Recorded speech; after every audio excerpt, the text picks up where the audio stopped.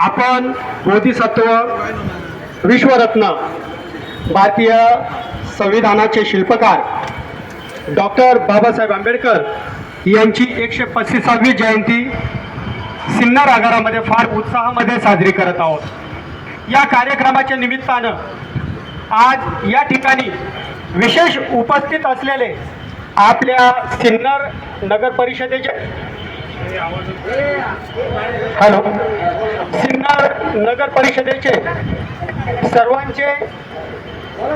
सर्वांचे लाडके नगराध्यक्ष उगले साहेब, उपनगराध्यक्ष देशमुख साहेब, सर्व सन्माननीय नगरसेवक, त्याचबरोबर त्यांच्याबरोबरही या ठिकाणी आलेले त्यांचे स्नेही व त्याचबरोबर सिन्नर आगाराचे सर्व सन्माननीय कर्मचारी बांधव, आज या ठिकाणी आपण डॉक्टर बाबासाहेब आंबेडकर यांची 135वी जयंती साजरी करत आहोत।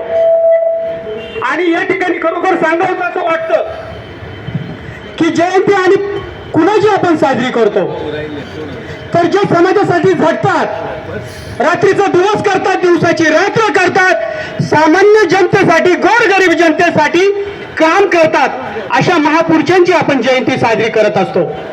या भारत देशामध्ये अनेक कोट्याधीश लोक आहेत, होऊन गेलेले आहेत, परंतु त्यांची जयंती आणि पुण्यतिथी कोणीही साजरी करत नाही। तर जयंती आणि पुण्यतिथी कुणाची साजरी करतात? महापुरुषांची, कारण ते समाजासाठी काम करतात। म्हणून आज या ठिकाणी डॉक्टर बाबासाहेब आंबेडकर यांची 135वी जयंती साजरी करत असताना मला या विचार मंचावरून सांगावंसं वाटतं की बाबासाहेबांनी आपल्याला मूलमंत्र दिला, शिका, संघटित व्हा, संघर्ष करा। आपण जर शिकलोच नाही तर संघटित होणार कधी, आणि संघटित झालो नाही तर संघर्ष करणार कधी? म्हणून सर्वात महत्वाचं आपल्या लेकरा बाळांना आपण शिकवलं पाहिजे। आणि या जयंतीच्या निमित्ताने मी आपल्याला एक सांगू इच्छितो की आपल्याकडनं जे होतं होईल, समाजाची एक बांधिलकी म्हणून आपण छोटं तरी एक सामाजिक काम केलं पाहिजे। एखादा गरीब विद्यार्थी असेल, त्याच्याकडे शिक्षणाला पैसे नसेल, त्याच्याकडे शिक्षणाचं साहित्य नसेल, आपण होतं होईल तेवढी त्याला मदत करूया। एखादा व्यसनाधीन असेल तर आपण त्याचं ते व्यसन सोडवूया। आणि सर्वात महत्वाचं म्हणजे बाबासाहेब हे नाचून नाही तर आपण वाचून समजून घेतले पाहिजे, हे सर्वात महत्वाचं आहे। आणि एक 14 एप्रिल आली, आम्ही स्टेज टाकला, बाबासाहेबांना अभिवादन केलं, इथपर्यंत मर्यादित राहू नका बांधवांनो। बाबासाहेबांना आपल्याला समजून घ्यायचंय, त्यांच्या पावलावर पाऊल ठेवून त्यांच्या विचारांबरोबर आपल्याला पुढे जायचंय।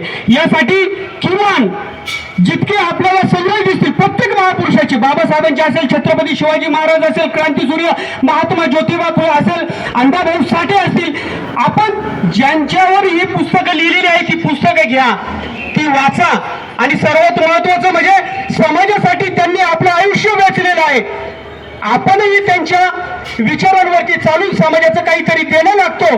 म्हणून आपण त्या पद्धतीत पुढे जाऊया। जास्त काही वेळ घेणार नाही, पण जाता जाता एवढे सांगेल की पक्षी गातात गाणी मेघ देतात पाणी, पक्षी गातात गाणी मेघ देतात पाणी, देणाऱ्यांनी देत जावे, घेणाऱ्यांनी घेत जावे।